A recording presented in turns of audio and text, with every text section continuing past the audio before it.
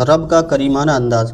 قل یا عبادی الذی اسرفوا علی انفسہم لا تقنطوا من رحمت اللہ، آپ کہہ دیجئے کہ اے میرے بندو، جہنمیوں نے کفر و شرک کر کے اپنے اوپر زیادتیاں کی، تم خدا کی رحمت سے نا امید مت ہو۔ سبحان اللہ، کتنی عجیب بات ہے کہ باپ بیٹے سے ناراض ہو جاتا ہے، بیوی سے کہتا ہے کہ اس سے کہہ دو گھر سے چلا جائے، اس کا نام تک نہیں لیتا، کہتا ہے اس سے کہہ دو میری بات سنا کرے، اس سے کہہ دو ذرا سنبھل کر گزارے، اجنبی جیسا انداز اختیار کر لیتا ہے۔ قربان جائے اس پروردگار پر کہ جو بندے گنہگار تھے، سزاوار تھے، سزا کے مستحق تھے، ان کے بارے میں اللہ فرماتے ہیں قل یا عبادی، کہہ دیجئے اے میرے بندو۔ ان گناہوں کے باوجود عبد کی نسبت سے خارج تو نہیں کیا، کہہ سکتے تھے انہیں کہہ دو سنبھل جائیں، انہیں کہہ دو گناہوں کو چھوڑ دیں، شاہانہ انداز یہی تھا، مگر کریمانہ انداز اپنایا۔ قل یا عبادی، اے میرے گنہگار بندو، الذین اسرفوا علی انفسہم لا تقنطوا من رحمت اللہ، تم اللہ کی رحمت سے مایوس نہ ہونا، ان اللہ یغفر الذنوب جمیعا انہ هو الغفور الرحیم، بالیقین خدا تعالیٰ تمام گزشتہ گناہوں کو معاف فرما دے گا، واقعی وہ بڑا بخشنے والا، بڑی رحمت والا ہے۔ حافظ ابن قیم رحمۃ اللہ علیہ نے ایک عجیب بات لکھی ہے، سبحان اللہ، فرماتے ہیں کہ میں ایک دفعہ ایک گلی سے گزر رہا تھا، ایک دروازہ کھلا، میں نے دیکھا کہ کوئی 8-9 سال کا بچہ ہے اور اس کی ماں اس سے خفا ہو کر اس کو تھپڑ لگا رہی ہے، اس کو دھکے دے رہی ہے، کہہ رہی ہے تو نافرمان بن گیا ہے، میری کوئی بات نہیں سنتا، کوئی کام نہیں کرتا، دفع ہو جا، چلا جا یہاں سے۔ یہ کہہ کر ماں نے جو دھکا دیا تو وہ بچہ گھر سے باہر گیا۔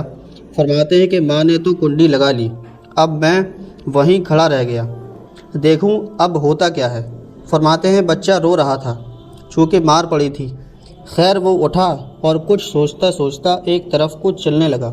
چلتے چلتے وہ ایک گلی کے موڑ پر پہنچا، وہاں کھڑے ہو کر وہ بچہ سوچتا رہا اور سوچنے کے بعد اس نے پھر واپس آنا شروع کر دیا اور چلتے چلتے اپنے گھر کے دروازے پر آ گرا اور آ کر بیٹھ گیا۔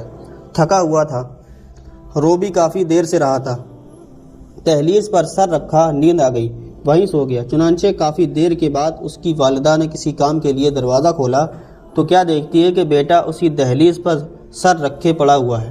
والدہ کا غصہ بھی اب ٹھنڈا نہیں ہوا تھا، وہ پھر ناراض ہونے لگی اور کہنے لگی چلا جا یہاں سے، دور ہو جا میری نگاہوں سے۔ جب اس نے پھر اسے ڈانٹا، اب وہ بچہ کھڑا ہو گیا، آنکھ میں آنسو آ گئے، کہنے لگا امی جب آپ نے گھر سے دھتکار دیا تھا میں نے سوچا تھا کہ میں چلا جاؤں گا، میں بازار جا کر بھیک مانگ لوں گا، مجھے کچھ نہ کچھ کھانے کو مل جائے گا۔ امی میں نے سوچا تھا میں کسی کے جوتے صاف کر دوں گا، کچھ کھانے کو مل جائے گا۔ امی میں کسی کے گھر کا نوکر بن کر رہ جاؤں گا، مجھے جگہ بھی مل جائے گی، مجھے کھانا بھی مل جائے گا۔ امی یہ سوچ کر میں گلی کے اس موڑ تک چلا گیا۔ مجھے دل میں یہ خیال آیا کہ مجھے دنیا کی سب نعمتیں مل جائیں گی، لیکن امی جو محبت مجھے آپ دے سکتی ہیں یہ محبت مجھے کہیں نہیں مل سکتی۔ امی یہ سوچ کر میں واپس آ گیا ہوں۔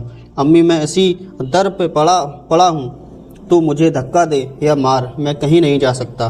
جب اس بچے نے یہ بات کہی کہ ماں کی ممتا جوش میں آئی، اس نے بچے کو سینے سے لگا لیا اور کہا میرے بیٹے اگر تیرے دل میں یہ کیفیت ہے کہ جو محبت تجھے میں دے سکتی ہوں تو وہ کوئی نہیں دے سکتا، تو میرے دروازے کھلے ہوئے ہیں۔ فرماتے ہیں جب گنہگار بندہ اس احساس کے ساتھ اللہ کے دروازے پر آتا ہے اور کہتا ہے اللہ تیرا گنہگار بندہ تیرے در پر حاضر ہے، اے اللہ، گناہ کا اقرار کرتا ہے اور آپ سے فریاد کرتا ہے، اللہ اگر آپ معاف کر دیں گے، یہ بات آپ کو سجتی ہے، اللہ اگر آپ ہی دھکا دے دیں گے تو کون ہے ہم پر رحم کرنے والا اور کون ہے سینے سے لگانے والا۔